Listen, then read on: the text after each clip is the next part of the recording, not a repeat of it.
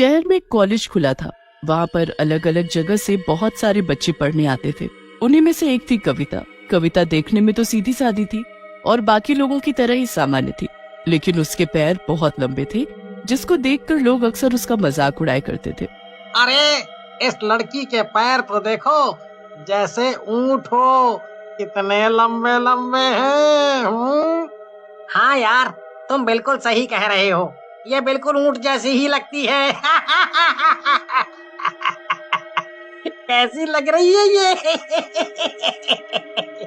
वो दोनों उसका मजाक बनाते हैं, लेकिन कविता उनकी बात सुन लेती है और बहुत गुस्से में आ जाती है, लेकिन कुछ बोलती नहीं है। फिर छुट्टी में मोहन और रजत कविता का पीछा करने लगते हैं। पीछा करते करते वो देखते हैं कि कविता एक सुनसान घर में घुस रही है। चल देखते हैं ये क्या करती है घर पर। वो उसके पीछे घुस जाते हैं। तभी कविता अपने असली रूप में आ जाती है, जो कि एक चुड़ैल का होता है। तुम्हें क्या लगा था तुम लोग मेरा पीछा कर रहे हो? नहीं, मैंने तुम्हें मजबूर किया अपने पीछा करने पर। तुम लोग क्या सोचते हो किसी का मजाक बनाकर तुम बच जाओगे? मेरे लंबे पैर ही मेरी पहचान है, तभी मैं लंबे पैरों वाली चुड़ैल हूँ। हमें माफ कर दो, हमें पता नहीं था कि तुम एक चुड़ैल हो। हम किसी का मजाक नहीं बनाएंगे, हमें जाने दो, बहुत बड़ी गलती हो गई हमसे, हमें जाने दो। अब मैं तुम दोनों को मार डालूंगी। फिर चुड़ैल अपने पैर और लंबे करती है और उन दोनों को उठा लेती है, फिर ऊपर उठाकर नीचे फेंक देती है। देखा लंबे पैर होने का फायदा, और चढ़ाओ मुझे। फिर चुड़ैल दोबारा से कविता का रूप लेकर बाहर निकल जाती है। एक दो दिन बाद अचानक से पता चलता है कि मोहन और रजत गायब हो चुके हैं। चारों तरफ हंगामा मच जाता है कि ऐसे शहर से कोई कैसे गायब हो सकता है। आज तक तो ऐसा हुआ नहीं कि कोई गायब हो, तो अचानक क्या हो गया? जरूर दोनों कहीं भाग गए होंगे और हम बेवजह उन लोगों को लेकर परेशान हो रहे हैं। अब तुम दोनों का बाहर जाने का वक्त आ गया है, ताकि अब कोई किसी को न चिढ़ाए। फिर 4 दिन बाद ही उन दोनों की लाश सड़क पर पड़ी मिलती है, जो कि कविता ने फेंकी होती है। मुझे तो लगा था ये दोनों भाग गए हैं, लेकिन इन दोनों के साथ तो हादसा हुआ है। लगता है इनकी दुश्मनी होगी, जिसके कारण इनको किसी ने मार डाला। हाँ, हो सकता है, क्या पता किसी की कोई नाराजगी भी हो। आजकल लोग बड़ी जल्दी बुरा मान जाते हैं। तभी वहाँ पर कविता आ जाती है और उनकी बातें सुनकर बोलती है, बुरा मानने वाली बातें कहेंगे तो बुरा तो लगेगा ही। कोई अपने बारे में इतना गलत थोड़ी सुनेगा, इसलिए बोलने से पहले सोचना चाहिए। इतना बोलकर कविता वहाँ से चली जाती है, लेकिन प्रिया और लीला सोचते हैं कि इसने ऐसा क्यों बोला। इसके बारे में तो हमने कुछ कहा ही नहीं था, तो इसको इतना बुरा क्यों लग गया? और किसी के मरने पर ऐसा बर्ताव करना थोड़ा अजीब नहीं लगता? थोड़ा नहीं, बहुत अजीब लगता है। और लोगों का क्या है, वो तो कुछ भी बोलते हैं। अगली सुबह जब कविता अपने कॉलेज जा रही होती है, तो पानीपुरी बेचने वाला उसको देखता है और हंसने लगता है। कितने लंबे और कितने अजीब पैर हैं इसके, मुझे तो ये जोकर लग रही है। कविता पानीपुरी वाले की बात भी सुन लेती है, पर कुछ बोलती नहीं है और वहाँ से चली जाती है। लेकिन शाम होते ही वो पानीपुरी वाले के पास जाती है। सुनो, एक पानीपुरी की प्लेट लगाना। अच्छा, तो तुम्हें पानी पूरी खानी है, पर इतनी ऊंचाई पर मैं तो नहीं दे पाऊंगा। वहाँ पर कोई नहीं होता, सिर्फ पानीपुरी वाला और कविता होते हैं। तभी कविता बोलती है, अब तुझे बताती हूँ, लंबे पैर है ना मेरे। और अपने असली चुड़ैल रूप में आ जाती है, जिसको देखकर पानीपुरी वाला भी डर जाता है। नहीं नहीं नहीं, ऐसा नहीं है, तुम बहुत सुंदर हो। मुझे माफ कर दो, मैं बस मजाक कर रहा था। मुझे जाने दो, मैं कभी तुम्हारा मजाक नहीं उड़ाऊंगा, वरना मैं किसी को बताऊंगा। अब तू क्या किसी को बताएगा? अब तो मैं तुझे बताऊंगी। तुझे क्या लगा था मैंने सुना नहीं था जो तूने सुबह में कहा? इतना बोलकर चुड़ैल उस आदमी को भी पकड़ती है और फिर अपनी टांगे लंबी कर उसको भी ऊपर से फेंक देती है, जिससे वो मर जाता है। अगली सुबह पानीपुरी वाला भी गायब हो जाता है और 4 दिन हो जाते हैं, लेकिन पानीपुरी वाला भी किसी को नहीं मिलता। सब उसकी खोज में लगे होते हैं। चल प्रिया, आज पानीपुरी खाकर आते हैं, बड़े दिन हो गए पानीपुरी खाए। कॉलेज के सामने जो पानीपुरी वाला लगाता है ना, वहीं चलते हैं, वो अच्छी बनाता है। बहुत मन हो रहा है चटपटा खाने का। अरे तुझे पता नहीं क्या, वो पानीपुरी वाला गायब हो चुका है, अब वो नहीं आता। बहुत दिन हो गए, पुलिस उसकी खोज में लगी हुई है। क्या कहीं वो भी मोहन और रजत की तरह किसी की दुश्मनी का शिकार तो नहीं हो गया? ये जो भी है, इससे दुश्मनी करना खतरे से खाली नहीं है।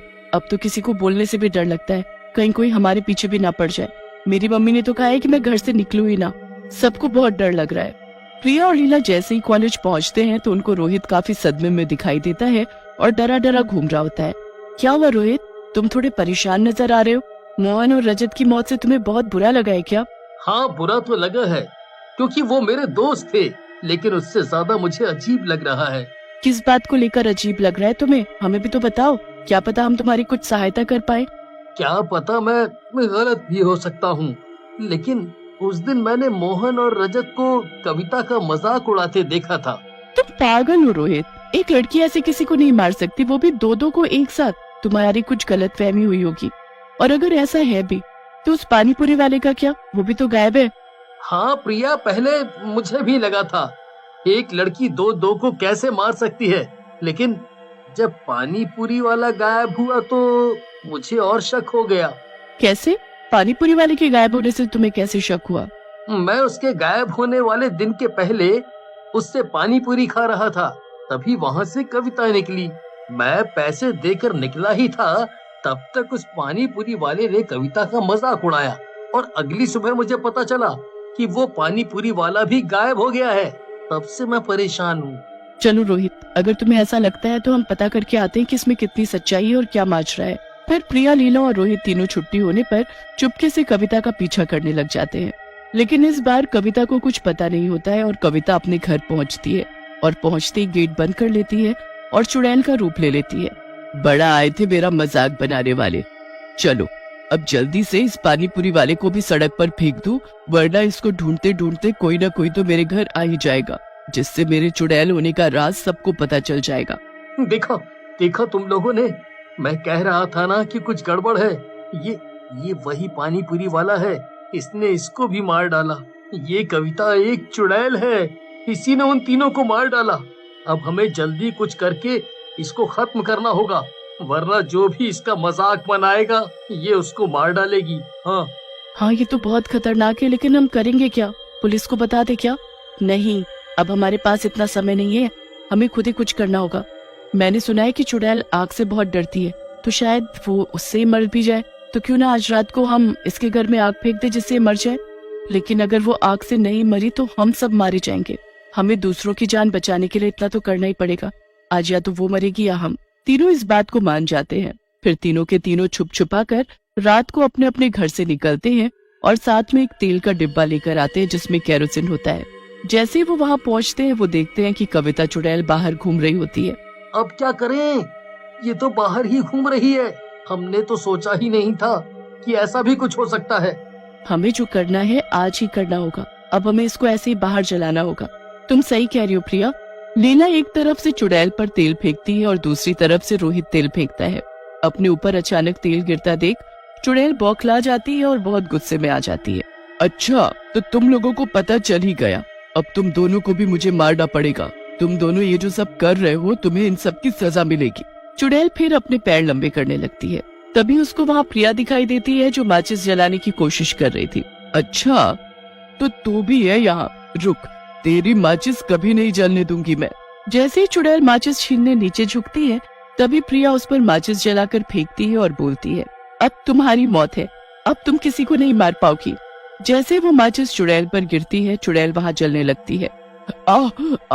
ये क्या किया तूने? मेरे पैर इतने लंबे हैं तब भी मैं खुद को नहीं बचा पा रही। अरे अब तो मेरी शक्ति अभी काम नहीं कर रही जो मैं अपने पैर छोटे करके पानी डालकर अपने ऊपर लगी आग बुझा सकूं। यही होता है, कभी कभी हमारी शक्तियाँ ही अभिशाप बन जाती है। हाँ, सही कहा। अगर तेरे पैर छोटे होते तो तू झुककर तुरंत पानी ले लेती, पर देख, लंबे पैर होने की वजह से तुझे जमीन कितनी नीचे लग रही है। अब यहीं जल के मर तू, तेरा अंत यहीं लिखा है। और देखते ही देखते चुड़ैल जलकर राख बन जाती है।